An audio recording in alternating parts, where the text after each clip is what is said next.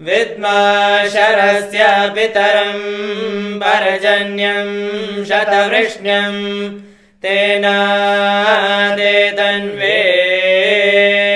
शङ्करं पृथिव्यां ते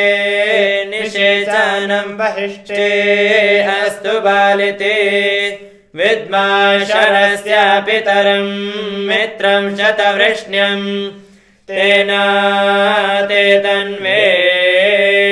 शङ्करं पृथिव्यां ते निषेचनं बहिष्टे अस्तु बालिते विद्माशरस्य पितरं वरुणं शतवृष्ण्यं तेनादेतन्वे शङ्करं पृथिव्यां ते निषेचनं बहिष्टे अस्तु बालिते विद्माशरस्य पितरं चन्द्रं शतवृष्ण्यं तेनादेतन्वे शङ्करं पृथिव्यां ते निषेचनं बहिष्टे अस्तु बालिते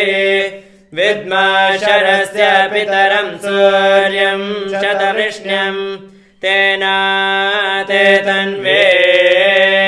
शङ्करं पृथिव्यां ते निषेचनं बहिष्टे अस्तु बालिते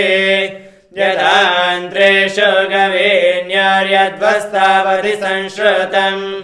एवाते मोत्रं मुच्यतां बहिर्बालिते सर्वकम्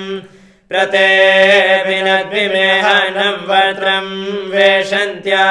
इव एवाते मोत्रं मुच्यतां बहिर्बालिते सर्वकम् विषेतं देवस्तिबिलं समुद्रस्य दधेरिव एवाते मोत्रं मुच्यतां बहिर्बालिते सर्वकम् यथेषु कापरापततव सृष्टादिधन्वानः एवाते मोत्रं मुच्यतां बहिर्बालिते सर्वकम्